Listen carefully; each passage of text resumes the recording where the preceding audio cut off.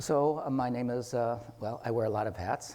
Lama David Bole, or Lama Losang. My ordained name is Karmalodo Zangpo, which means excellent intelligence, but it's condensed to Losang. It's like a contraction. So some of my students call me Lama Losang. Some of my patients call me Dr. Bole. So again, I wear a lot of hats when I'm here as well. Some of you know I see patients here. I'm also acupuncture physician and use Asian medicine, acupuncture, herbal medicine, body work, a variety of things to balance body, mind, spirit. Asian medicine doesn't really discriminate between physical, mental, emotional kinds of things. They are all kind of go together. You can't treat the body without affecting the mind. You can't affect the mind without affecting the body. So this system of medicine is very effective for all kinds of things. Particularly the kinds of degenerative things, migraines, arthritis. You know, many of you have had some experience with acupuncture and herbs and know its value. It's a very powerful tool. Part of what I do besides the healing work is, which is also healing work, Dharma studies. I'm a fully ordained monk in the Karmakaju tradition of Tibetan Buddhism, and you know, my teacher, Khenpo Karthar Rinpoche, was the abbot of a monastery in near Woodstock, New York, in the mountains of the Catskills. Was my retreat master, and after finishing 3.5 years of retreat, he said, "Go and you know, teach." So I'm on a mission. So I think more than ever, you know, this time is very anxiety-provoking with health, with the finances, you know, the economy and wars and all kinds of things. It's a stressful time, and people are looking for peace of mind. I think the most important thing that we could have is peace of mind. So what is it that we can do to achieve this kind of state of peace in our lives? And one of the things that the Buddha taught 2,500 years ago is meditation. And we could really sum up all of the Buddhist teachings very simply in a nutshell: to cultivate virtuous activity and to refrain from doing negative actions and to tame our mind. And meditation is a part of that. Tame the mind. Right livelihood is about you know, positive action in the world, and to do no harm, you know, both to ourselves and others. And although that sounds simple in practicality, you know, not to lie, not to steal, not to kill, not to engage in negative actions and use intoxicants that just really distort our mind and lead to all other kinds of things, are the lay vows that a person can take in the Buddhist tradition. A monk has more vows than that, but the idea here, it's not a limitation, it's a way of progressing along the path gracefully and without too many obstacles and dead ends. So I feel very happy and privileged to have the teachers that I've had, and to have taken full ordination as a Tibetan Buddhist monk in the Kagyu tradition. So there are 4 lineages in the Buddhist tradition: the Nigma tradition, which is the oldest of the traditions; the Gelug tradition of the Dalai Lamas. You probably have heard of His Holiness the Dalai Lama. He's the head of the Gelug tradition. Excuse me. And that is a scholarly tradition of study and debate. Really, the Dalai Lama oversees all of Tibetan Buddhism. You know, he's the spiritual head. He recently gave up his the kind of mundane political head. He was also the kind of president of Tibet in a certain kind of way. But with the political changes in Tibet, he has given up any kind of political orientation. Is now just spiritual head of really Tibetan Buddhism in general. There are other Buddhisms besides, or Buddhist traditions besides Tibetan. You're familiar with the Zen tradition of Japan, the Chan tradition of China, the Southeast Asian traditions. Some of you may be familiar with Thich Nhat Hanh, but Sandy, could I get a little water, please? Thank you. But all these traditions have come from the Buddha, who was a historical figure. Lived 2,500 years ago, and we are still influenced by the teachings of the Shakyamuni Buddha, who was a prince, came from a kingdom. His father, Shuddhadana, was the king of a small kingdom in what is now Nepal. He grew up at the time, pretty luxuriously, and his father kind of tried to keep him from worldly activities, because at the time of his birth, the story is that at 16, his mother Mayadeva had a dream of a six-tusked white elephant, which is a very auspicious symbol, that entered her. And she, thank you.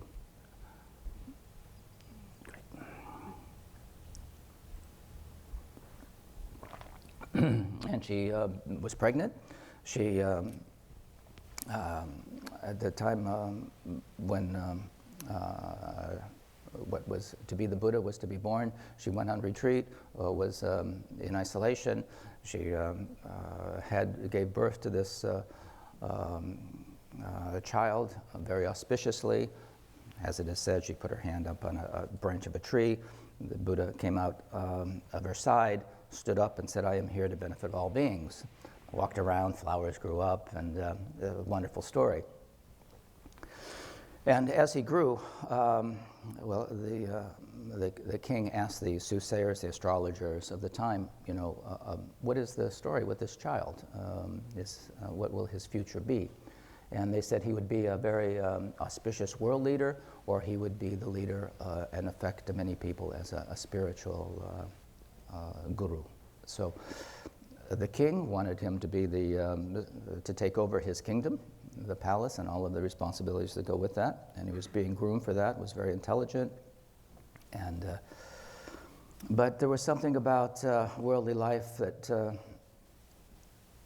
did not appeal so much. He saw the old age, sickness, and death, and knew that this life was impermanent and ephemeral, and decided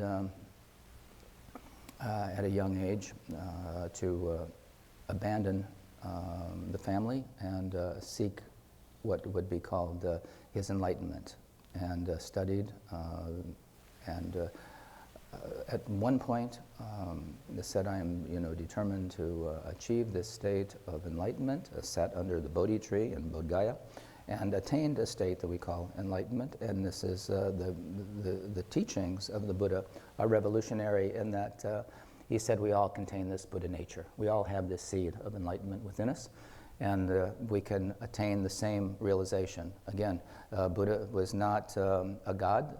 Buddhism is a non-theistic kind of tradition, and the Buddha said that this is not peculiar to me, and it has been, there are many people who have attained the state of enlightenment. And in this era, this eon of time, the Shakyamuni Buddha, the Buddha of this age, is the fourth. There will be 1,000 Buddhas. There was 3 before him. He was the fourth of this eon. The next one will be Maitreya. The time after that will be a person who is now known as Karmapa, Lion's Roar. And there is a number of 1,000, all listed by name, what time, what era they will come. And so there's not just one Buddha. We are all Buddhas. It's just a matter of our discovering it, to waking up to it. When the Buddha first became enlightened, he said, "I am awake." We have awakened from the dream, the illusion of this temporal, physical existence that is passing. And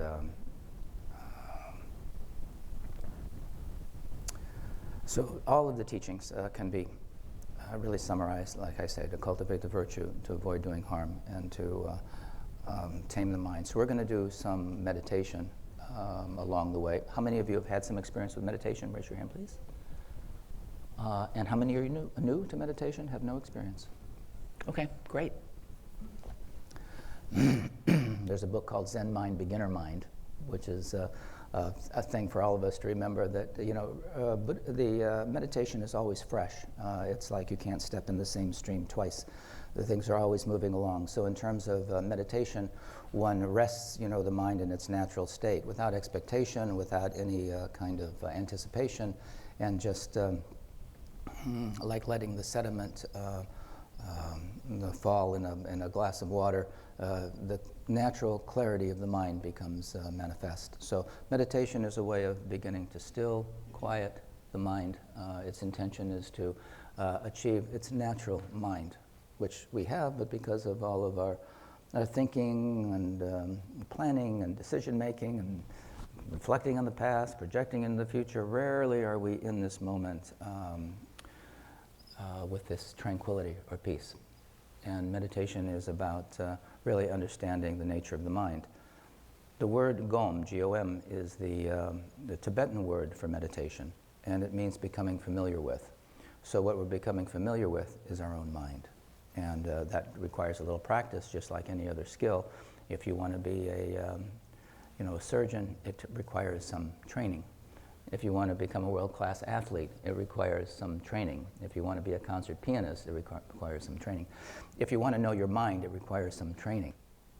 So again, the idea here is that we all, I think, whatever it is we do, is to try to be happy and to try to achieve some peace of mind. And the meditation and the teachings of the Buddha really are to avoid suffering and to be happy. That's repeatedly, there are bodhisattvas who come to help us achieve that. So from the time of the Buddha, in an unbroken chain, these lineages have prospered, and from teacher to student, from the time of the Buddha to this present time, these pure lineages, as I was mentioning, just like the light, there's a line, electricity that goes to the light that allows it to come on when you flip the switch. In a similar way, lineage, which comes from that same root word line, there's an unbroken line that can turn on the light of your understanding. So this lineage that I'm associated with, the Karmakaju tradition, whose leader is the Karmapa, who is living in India. He escaped from Tibet, which is, as you know, is under his practices were being suppressed by the Chinese invasion. So he's living in India now. He has come to the United States, and KTD, Karmatriyana Dharma Chakra, this monastery that I mentioned in the Catskills near Woodstock, is his North American home, and we'll hear more about the Karmapa as the days go on and his kind of activity begins to flourish more and more. So I was talking about the four schools, the Nigma school, the Karmakaju school, or the Kagyu school, the Gelug school of the Dalai Lamas, and the Shakya, four schools. We've talked about it's interesting to know that, reincarnation and karma, these kinds of things that we hear about are very important tenets in the Buddhist tradition. And the 14th Dalai Lama, you will hear, when you see his title, it'll say 14th Dalai Lama. That means he has been reincarnated 14 times. The first of these reincarnated tulkus was actually the Karmapa, and he is the 17th Karmapa in this tradition. And for the Karmapa, for example, 17 times before he passes away, he writes down where he'll be found, the name of his parents, the name of his the valley where he'll be, or all the information that's needed for his senior students to go and get him. And if you've seen Kundun, or there's been a number of different movies that kind of portray this. So if anyone has any doubt about reincarnation, this is pretty clearly an indication that these enlightened masters can tell you, they know the future, they know the past. It's hard to wrap our head around omniscience, but omniscience, they know past, present, and future. So they can write down, yes, I know who my parents will be, I know when I'll be born next, I know all those things, so here it is. In 7 years in Tibet, I think there was a thing where the Dalai Lama, new Dalai Lama, was presented with several things. Is a mala, a mala is like a rosary where you count your people who do mantra recitation to achieve a certain practice. One says so many mantras like Om Mani Padme Hum. Some of you may be familiar with that mantra. It's a common mantra of Chenrezig, actually, the Bodhisattva of loving kindness and compassion, who is over my head. So they laid out these things, glasses, mala, cane, cup, different things, and he'd come in and say, yeah, this is my mala from last time, these are my glasses, and they'd have all kinds of things, and he would choose the ones that belonged to him. There's a story about my teacher, Khenpo Karthar Rinpoche, who knew the previous Karmapa, the 16th Karmapa. And when he went to visit the new incarnation, the 17th Karmapa at the time of his induction, ordination, he had an interview with him. And as soon as the Karmapa saw the Khenpo Karthar Rinpoche, he called him by a very special name that the 16th Karmapa would always call him, that no one else knew. This was kind of a special thing. So that was a corroboration to Khenpo Rinpoche that indeed this is my teacher returned, and he immediately broke into tears.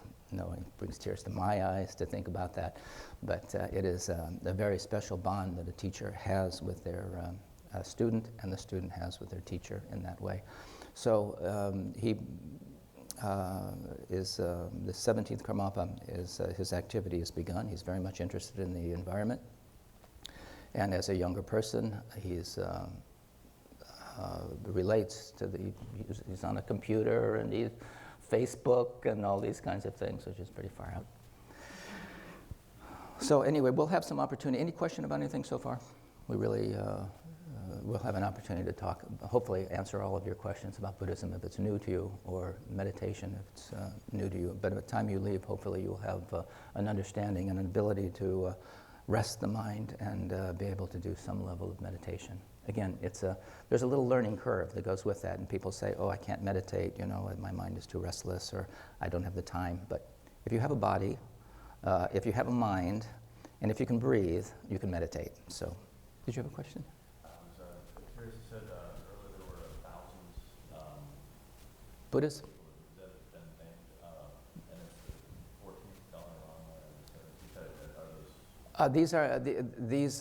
The 14th Dalai Lama and the 17th Karmapa are current incarnations of this manifestation of Chenrezig, like a ray of his energy. But they are not the Buddhas. The Karmapa actually will be the 6th Buddha in this chain. So they come back. Bodhisattva, the enlightened mind of the Bodhisattva is about one thing and one thing only. It's about removing suffering and helping people achieve peace of mind and realization. So everything they do, their skillful actions in the world, are about waking us up. And they return repeatedly with that intention. They've made aspirations from beginningless time to be of benefit to people. And that aspiration has become made manifest, in this particular physical body. They don't look like that, Chenrezig necessarily, but their activity is like that, and they have that that quality. Sure. So the people that are around them, like the parents of the newly born, how do they know? The parents don't often. They know when the team comes to retrieve him.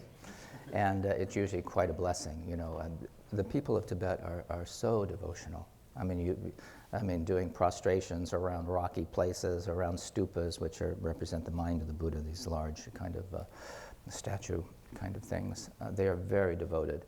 And for someone to come and say, your son is the Dalai Lama or the Karmapa is like, wow, you couldn't expect anything more wonderful than that if you're a Buddhist practitioner. So, and they give him up, to be taught and to continue his studies. So that's how it works, the student finds the incarnation, they educate him, although usually, even at a young age, they're educating their students once again. And then that goes, they get older and the students pass away, and the cycle just keeps going like that. So let's sit for a little bit. Sit comfortably, spine straight. The Buddha's first instruction about meditation is to sit comfortably. Usually, cross-legged, whether it's in full lotus or Vajra position, or one leg in front of the other in what's called tailor posture, or sitting in a chair. You're meditating with your mind. I suggest when you meditate at home that you not lay down, because the obvious will happen. Most of us are pretty sleep deprived, and if you lay down and close your eyes, the next thing you know, you're going to be out. So meditation is not sleeping. It is actually an active process. We want to establish the nature of the mind is clear and aware. We have this awareness constantly, but usually we fill it with all kinds of thoughts, feelings, emotions. But by itself, it is just clear awareness. So we're kind of getting back to that pure state, but that is not, doesn't happen quite so readily. It requires, as I said, there's a little learning curve that goes with that to begin to train the mind. So sit comfortably, spine straight.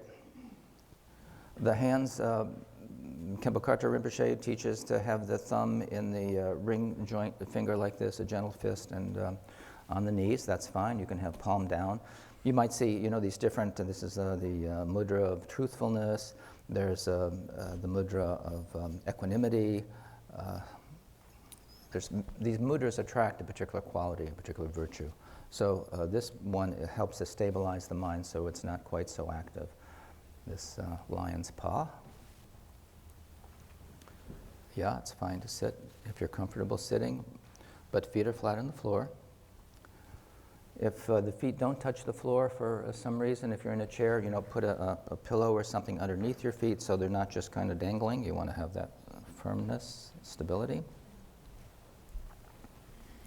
We'll pull up gently on the anal sphincter. Just hold it for a moment and then release and relax.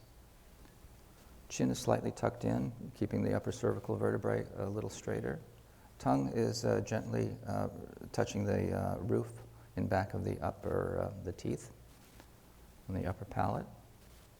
That prevents saliva and swallowing that can be a little disturbing.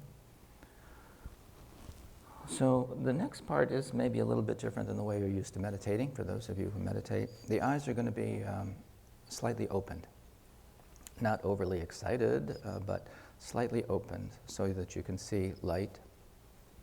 And looking at a place about a 45-degree angle down, an imaginary spot about 2 feet in front or so. You can just, whatever's comfortable for you, but the gaze down helps to slow the mind down. Usually our mind is pretty restless and engaged in many, many thoughts. Lowering the gaze softens that mind activity. Eyes unfocused and relaxed. So feel the straightness of the spine, feel relaxed. Relax the belly, relax the breathing. Head's on straight again, but the eyes are just cast down. So we want to, as if you're being suspended from the heavens by a string. Everything is just straight, spine straight. And then let your awareness come to the breath. And you can just feel the expansion on the inhale, a kind of contraction maybe on the exhale. Cool at the nostrils on the inhale, warm on the exhale. Just let the breath breathe you in a very uncontrived way. We're not trying to force the breath in any way, make it fast or slow. Just let it be whatever way it is, and we're just going to follow it. It's just like kind of riding a wave. Again, I'm from Florida, and you can just kind of imagine being on a warm sea, just rising and falling with the breath, gently like floating on a warm sea. In the beginning, sometimes it's helpful to just count the breath. So we're inhaling, exhaling 1. Inhaling, exhaling 2. Now, inevitably, thoughts will come to mind. So we're not trying to push them away, but when they come into our awareness, we'll just recognize it as thinking and don't follow the thought. Just bring the awareness back to the breathing, back to your body, and back to this precious moment. And there's a little lightness, there's a little smile in your heart. We have such gratitude. We are so fortunate to have the leisure time to be here together, to have the instructions of the Buddha available. There'll be a time when the Buddha's teachings will pass away. That'll be a very kind of dark time. Seems like we're headed in that direction. And then the Buddha's teaching will be brought back again with the next Buddha to come, with Maitreya. But we're fortunate now that we do have the teachings of the Buddha available. We have a guide, and we can tame our mind. We have the proper direction. So let your awareness come to the breath, and just count to 21. Breathing in, breathing out 1. You may pause a little bit at the bottom of the exhalation. Just relax a little. Inhale, exhale 2, like that, to the count of 21.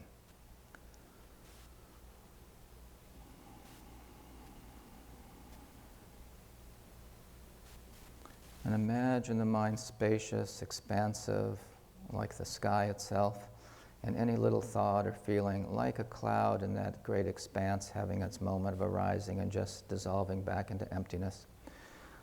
The thought itself is self-liberating. That means that if you don't follow it, if you don't give it any energy, it'll just naturally dissolve like a cloud dissolving in a spacious sky.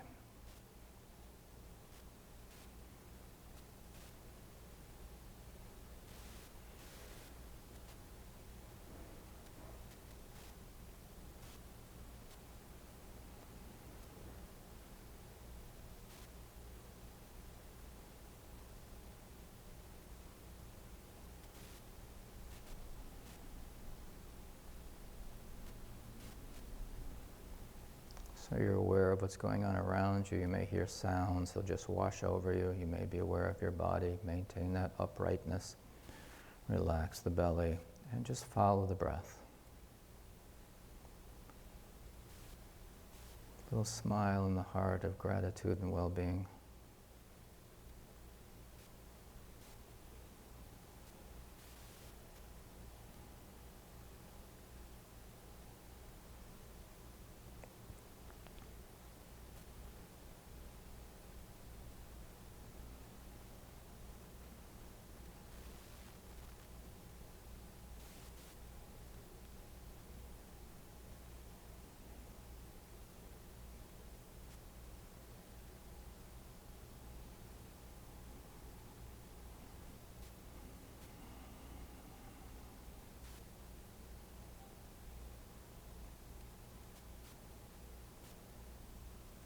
And let the breath be just natural and relaxed.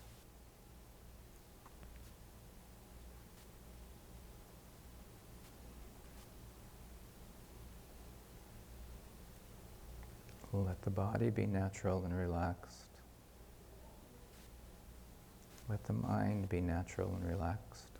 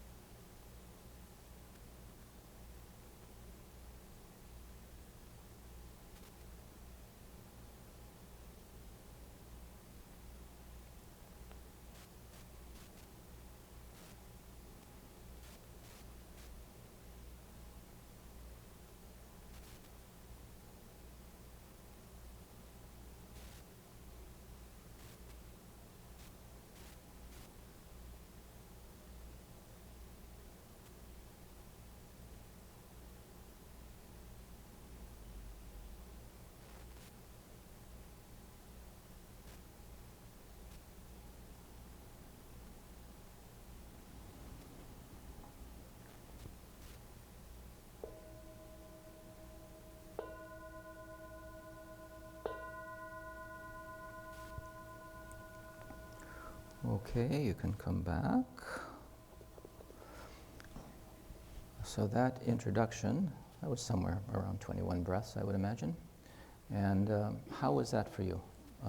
Can anyone comment on able to do it okay? Any problem? Was your mind kind of taking you away from time to time? Were you able to actually get from 1 to 21 breaths and stay plugged in? How'd it go? Give me your feedback, please. The eyes open was tricky. Yeah, the eyes open is different. I'm going to encourage you to practice with that.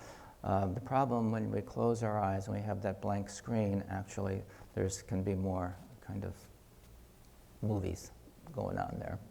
When we have the eyes open, it kind of stops that a little bit. And there's more possibility of falling asleep too. The head starts to nod. And so having the eyes open, and as you progress along the path, there's other reasons for that as well. So it may be different, but like I was saying, it's kind of a learning curve to seeing how that is with the eyes open. Next time we do it, you might find that it's a little easier. So your eyes just naturally wanted to close. Is that what was happening? Yeah. Okay. So that's, anyone else? Please, I would like the feedback.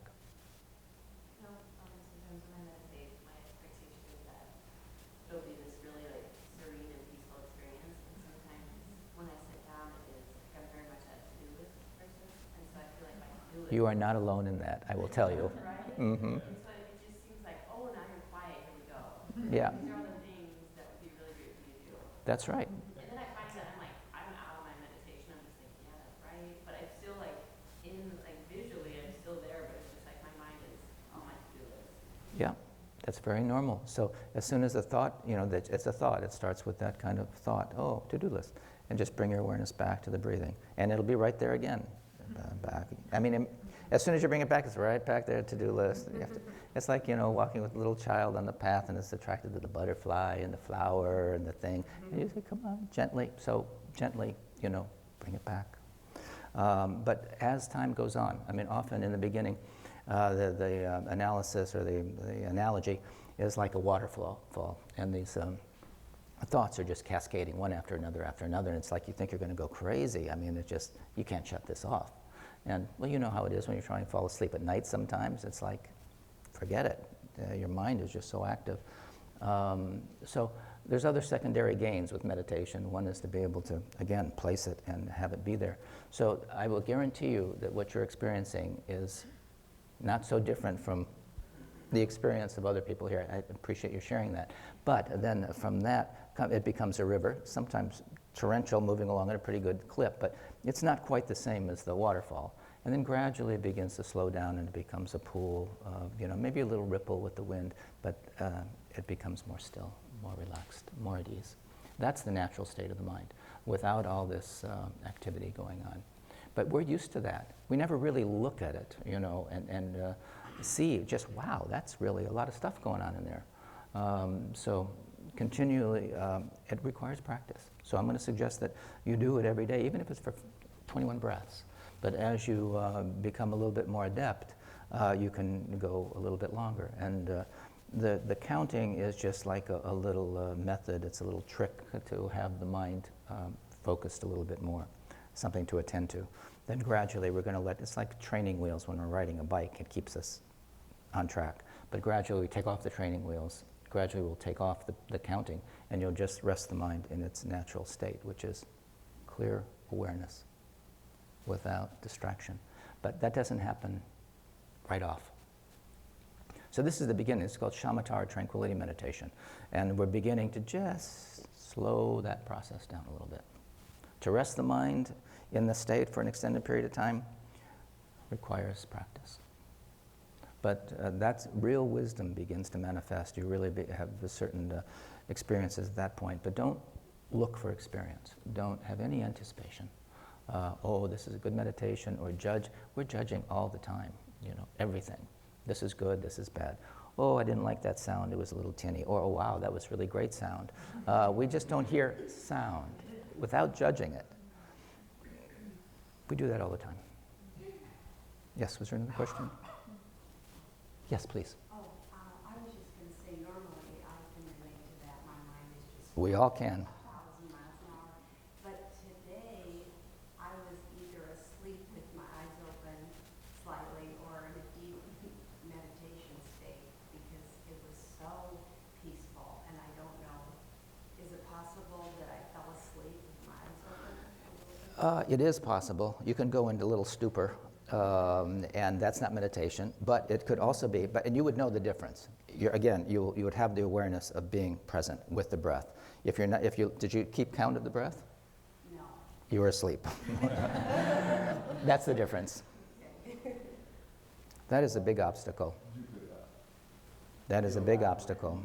My set off and everybody else. Yeah, thank you for asking the question, because that is a big hindrance. You know, am I doing it right? And we do that all the time. Well, I'm not sure. I can't do this, and that is a big obstacle. The doubt. So understand that when you do it, you have the intention to follow the breath. If thoughts come, you recognize the thought, and the doubt is, as I said, is an obstacle. And there's a certain vajra. Usually we think of pride as being a negative thing, you know, but we have to understand there's a certain vajra pride, knowing that you are a Buddha, that you have the seed of that enlightenment within you. And that's a important thing to remember, that all you have to do is just relax. There's nothing that you really need to do. You already have it. It's like a nugget of gold that has always been there, maybe covered with a bunch of muck, but the gold is still the gold. It's untouched, unaffected by the muck. So when you're sitting and you have the doubt, remember that you are Buddha, that you have the seed of your enlightenment there, and we are onion peel layer by onion peel layer getting rid of the doubt, the negative kleshas, our pride, our anger, our different, and it's going to bubble up. You know, it's going to be there. And you say, oh, interesting. It's almost, you know, we look at the mind with a certain detachment. The feelings, emotions will come up. And the doubt is one of those. And we just recognize it's just another feeling, another emotion, another thought. No more, no less than any other one. So we don't have to put any, say, oh, doubt, that's a big deal. Or, you know, for someone else, it'll be something else. But it's just another thought. Another cloud in the sky. Comes, it goes. Yeah. Yes, please. Could you speak of physical discomfort while you're meditating? Yeah, as I was saying, the first rule here is sit comfortably. So whether it's, and if you're sitting in a chair, I should have mentioned that you want to sit somewhat forward so you're having the spine straight and not leaning back, because that actually will create some discomfort. So we want to have the spine straight and the body posture correct. So I also teach Tai Chi, martial arts, those kinds of things. And a person will have most discomfort and hurt themselves if they're not in the right posture. If they're holding this posture and their knee is torqued out to one side and they don't have their weight distributed properly. Similarly, when we're in this posture, and you know, yoga itself, the hatha yoga, the physical postures, were really designed to help relax the body so it can sit for longer periods of time without distraction. So doing yoga, having a physically strong body is important for your sitting practice so you're not, distracted by pains, but there will come. And so we're aware of the pain. Sometimes you may need to move it a little bit or direct your attention, if it's a knee, to your knee, and internally give yourself the suggestion to relax the knee. Just thinking the thought brings the energy to that spot. So you can put your hand on it, whatever the situation is. You may need to move. But physical pain, of course, we have these physical bodies, so that's inevitable. But how we manage that, and it's also somewhat mental. We can just breathe and say, pain. Pain is such a relative phenomenon. Some people have, we say, high pain tolerance. Some people have low pain tolerance. But pain is generally experienced in the mind in that way. So how we manage that is going to be very interesting. Some people, if you need to get up and move, that's fine.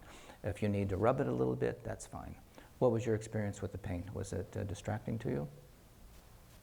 It's kind of a muscular thing in the back. Mm-hmm. Were you leaning back or were you sitting forward? Sitting forward. Okay, maintain that. And you may be, just like meditation is developing mental muscle, we also have to get familiar with the physical posture.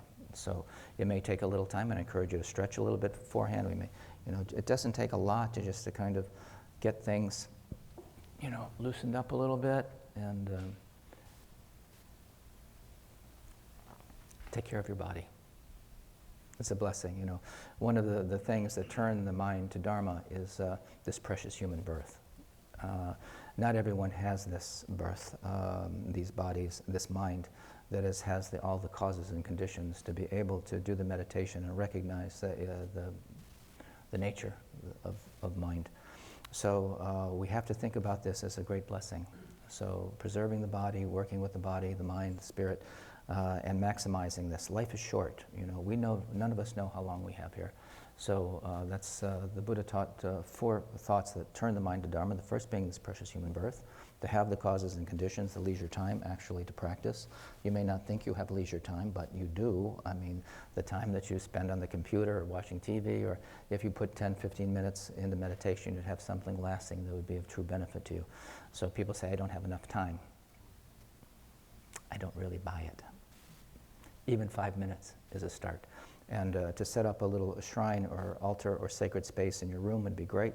You just have a little cushion, a little pillow, maybe a little incense, a flower, something that turns the mind to a sacred aspect that you go, like you sleep in your bedroom, you eat in your kitchen, you do certain things. When you meditate in a place that is designed for that, and immediately your mind is kind of trained like that. Yes? What about music? I suggest you not. Because the mind, being as facile as it is, it'll go with the music, it'll be waiting for the next note, or then it'll stop and then you're someplace else, or it'll remind you of something else. The less stimulation in that regard, the better. For relaxation, music is fine. There's all kinds of so-called meditation music. But for this purpose, I would suggest you just be with the breath. And turn off your cell phones. If you haven't turned off your cell phone yet, turn off your cell phone so you don't embarrass yourself and disturb everyone else.